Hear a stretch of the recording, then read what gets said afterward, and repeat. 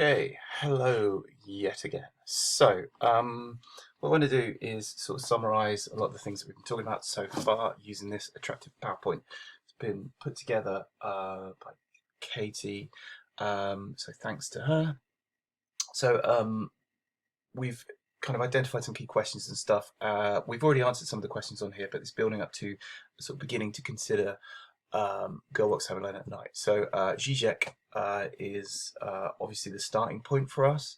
So definitely have a look at the documentary on Zizek that's on the Box Broadcast playlist that I've curated for you, because it's just very, very useful and he's a very interesting character. And also, he's got quite a lot of interesting things to say about the coronavirus as well. But anyway, there you go. So, again, this is a question that we've already sort of thought about. So, think about like ideologies, so like the technology, whether or not technology is gaining more power, the threat of alien intelligence or artificial intelligence, the promises of redemption, things like that. And then situating those ideologies in terms of like the time at which the film was made, and then how the director or the filmmakers are positioning the audience to feel about those ideologies. So how they're using close-ups, color, tone, sound, all those different sort of formal elements to sort of position the audience and make them feel a certain way. So just to redefine ideology, it can be thought of as the main messages and values conveyed by a film, as well as those which inform it. So, the messages and values, obviously, what a film is really about. So, Midsummer is on the surface a folk horror film in quotations, but what is it really about? What it's really about, a toxic relationship and somebody trying to break out of that and the freedom that they have from that and their search for family and belonging. So there's kind of two levels to that. And quite often, films sort of offer themselves up for being experienced on more than one level. So, commonly mainstream cinema presents dominant ideologies. So, the kind of white, straight, male, patriarchal norms, whereas alternative or independent film often does question those sort of structural ideologies and norms and hegemonies that exist within our society.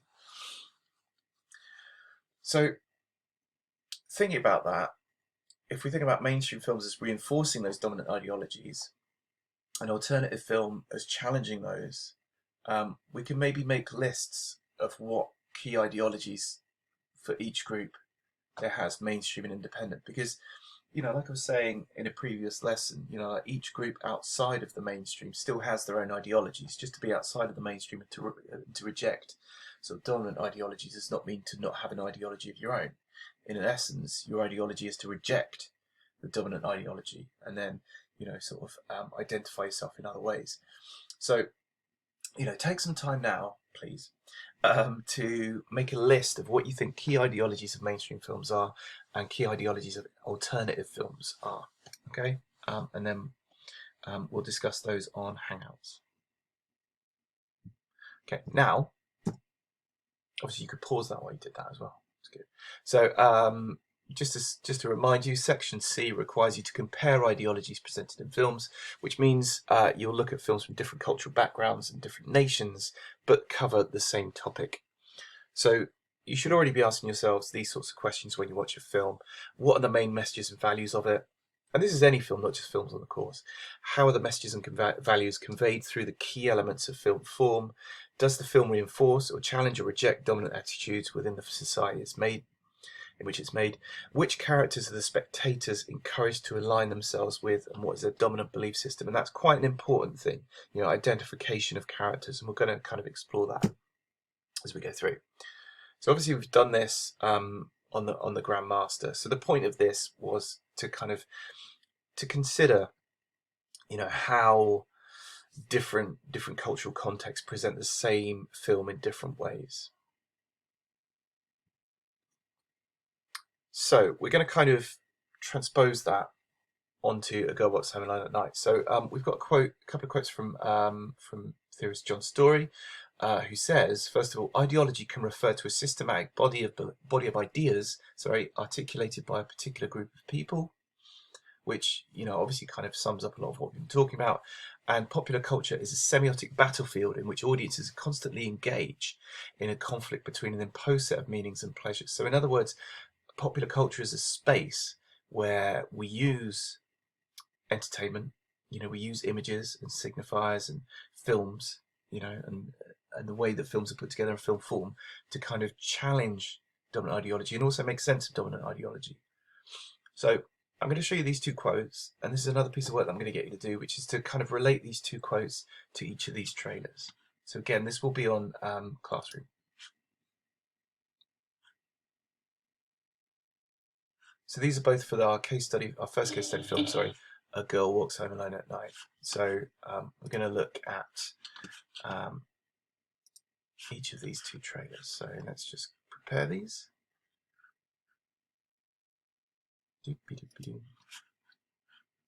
So here we go. Hopefully this will get you excited about the film as well. So anyway.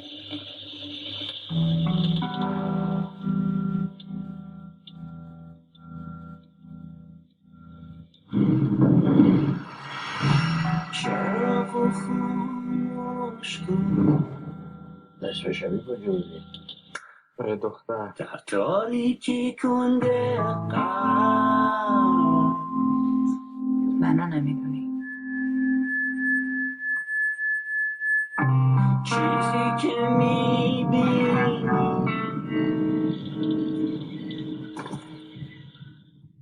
از چی هست؟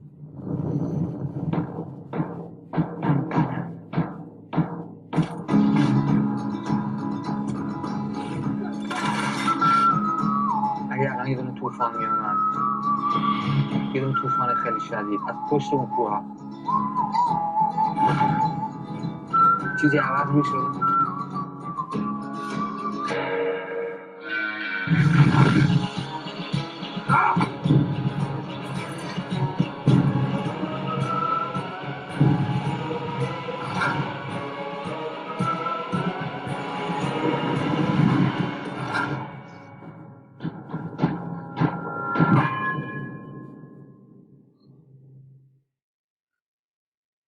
Okay, so exciting, isn't it? So let's compare that to this trailer. And yeah, just to remind you, this is what we're looking at. So applying these two quotes, ideology can refer to a systematic body of ideas articulated by a particular group of people. Popular culture is a semiotic battlefield in which audiences constantly engage in a conflict between an imposed set of meanings and pleasures, and then applying each quote. Hi, this is Anna Lily Ammer. Oh no, that's the director. And how each quote applies to these trailers. Okay. So you will need to discuss these with me, I think, to make sense of them a little bit more.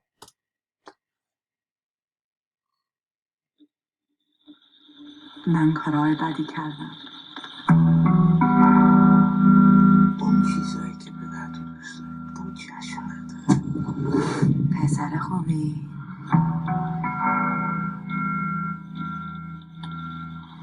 دروغ نگو. تو پسر خوب هستی. چراغو خاموش کن. نصف شبی کجا بودی؟ دختر در تاریکی کنده منو نمیدونی. چرا دنبال منی؟ چیزی که میبینی راستی؟ نه. از چی هستی؟ من بدم.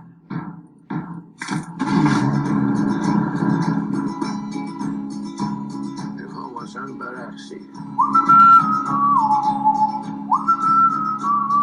اگه الان یه دونه طوفان میومد، یه دونه طوفان خیلی شدید از پشت اون کوه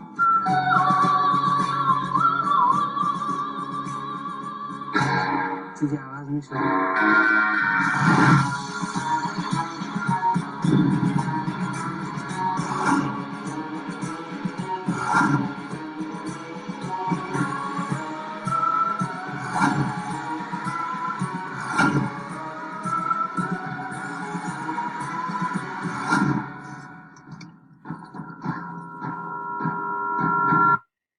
Okay, that's that. Pause, make sure it doesn't play again. So that's what I'm asking you to do. Consider those 2 quotes in relation to those 2 trailers.